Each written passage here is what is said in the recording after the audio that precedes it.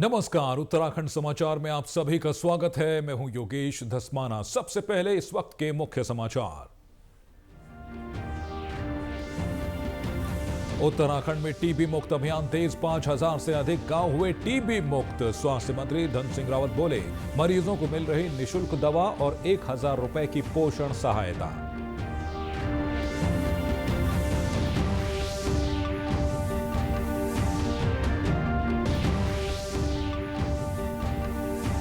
उत्तराखंड में घर घर लगाए जा रहे स्मार्ट इलेक्ट्रिक मीटर। नैनीताल सांसद, हल्द्वानी मेयर और अधिकारियों ने अपने घरों में लगवाए स्मार्ट मीटर। लाखों उपभोक्ताओं को मिलेगा लाभ।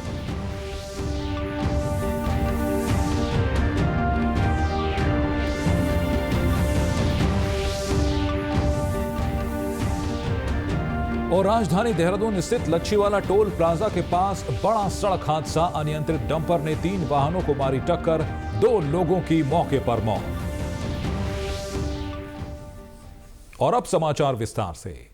विश्व टीबी यानी क्षय रोग दिवस के अवसर पर देहरादून में कार्यक्रम आयोजित किया गया, जिसमें उत्तराखंड के स्वास्थ्य मंत्री धन सिंह रावत मुख्य अतिथि के रूप में शामिल हुए। उन्होंने कहा कि प्रधानमंत्री नरेंद्र मोदी का लक्ष्य है कि 2025 तक भारत को टीबी मुक्त बनाया जाए। इस दिशा में राज्य सरकार भी विभिन्न योजनाओं और अभियानों के माध्यम से सक्रिय रूप से काम कर रही है। स्वास्थ्य मंत्री ने बताया कि इस अभियान के तहत राज्यपाल, मुख्यमंत्री और अन्य जनप्रतिनिधियों ने एक टीबी मरीज को गोद लिया है। इस पहल का सकारात्मक प्रभाव दिख रहा है। अब तक 5000 से अधिक राजस्व गांव टीबी मुक्त हो चुके हैं। अभियान के तहत प्रत्येक मरीज की जांच की जा रही है। जिनमें टीबी के लक्षण पाए जाते हैं उन्हें निःशुल्क दवाएं उपलब्ध कराई जा रही हैं। साथ ही उनके पोषण स्तर को बनाए रखने के लिए सरकार की ओर से 1000 रुपए की आर्थिक सहायता भी दी जा रही है।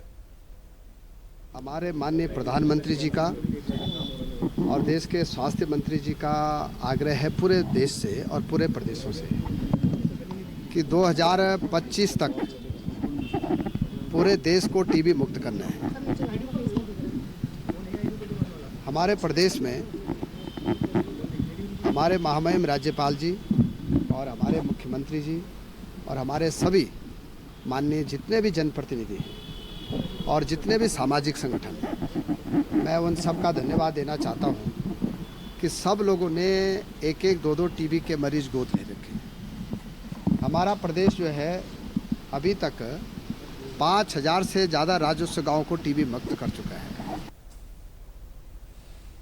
बागेश्वर में राष्ट्रीय टीबी रोग उन्मूलन दिवस के अवसर पर एक जागरूकता कार्यक्रम आयोजित किया गया।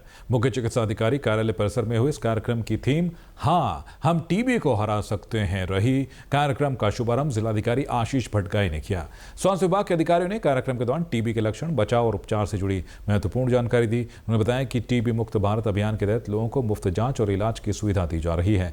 जिलाधिकारी आशीष भटगाई ने कहा कि तपेदिक जैसी गंभीर बीमारी को हराने के लिए समाज के हर वर्ग का सहयोग आवश्यक है। सरकार की विभिन्न योजनाओं के जरिए मरीजों को मुफ्त इलाज और पोषण सहायता दी जा रही है।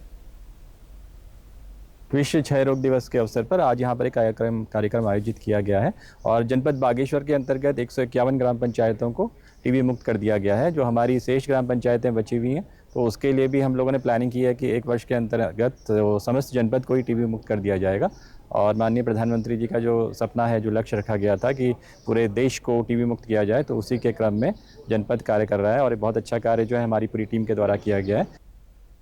और कार्यक्रम के दौरान पंथ कैराली के निवर्तमान ग्राम प्रधान प्रशासक रमेश पाठक, जौलकांडे के सरपंच नरेश उप्रेती, चौगांव चीना के निवर्तमान प्रधान विनोद कुमार, जोशी पारड़ी की निवर्तमान प्रधान राधा देवी और ध्यांगड़ की निवर्तमान प्रधान दीपा देवी को टीबी मुक्त ग्राम पंचायत पुरस्कार से नवाजा गया। इसके अलावा ग्राम फल्याण्टी के भुवन चंद्र को टीबी चैंपियन अवार्ड से सम्मानित किया गया है। वे टीबी से स्वस्थ हो चुके हैं और अब समाज में जागरूकता फैला रहे हैं। बागेश्वर में जो कार्यक्रम हुआ सीएम ऑफिस में, हमारा ग्राम पंचायत पूरी तरह टीबी मुक्त है।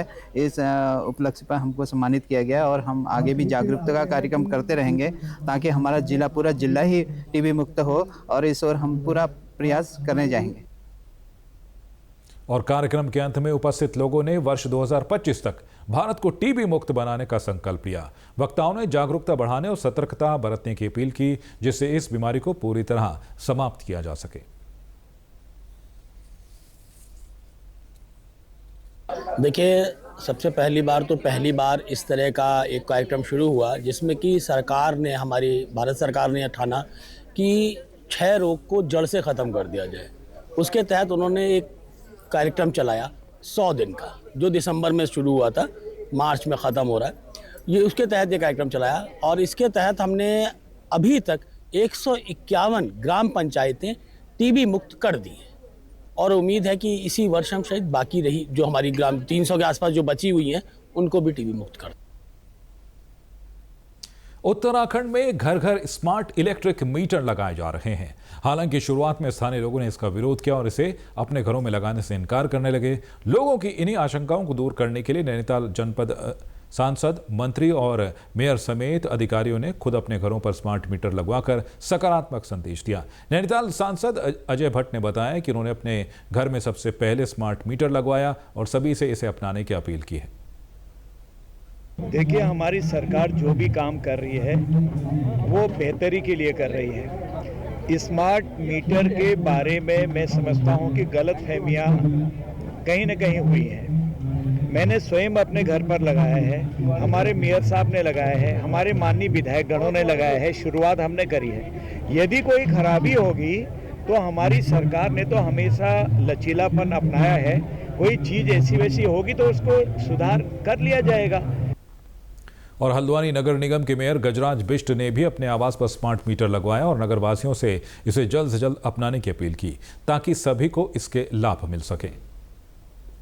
सभी लोगों से अपील करता हूं कि जिस प्रकार हमने सर्वप्रथम ये स्मार्ट मीटर अपने निवास पर लगाया है, मुझे लगता है इसके बहुत सारे फ़ायदे हैं। घर बैठे ही आपको रोज़ पता चल जाता है कि आप कितनी बिजली कंज्यूम कर रहे हैं, आपको अपना बिल पता चल जाता है।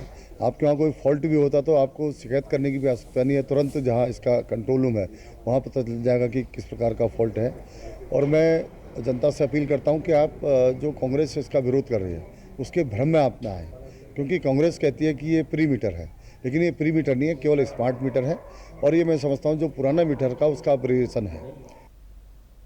और वहीं नैनीताल विद्युत विभाग के एसडीओ मनोज तिवारी ने जानकारी दी कि जनपद में कुल 1.88 लाख बिजली उपभोक्ता हैं। उन्होंने बताया कि पूरे जनपद में 123 करोड़ रुपए की योजना तैयार की गई है, जो मुख्य रूप से शहरी क्षेत्रों में लागू की जा रही है।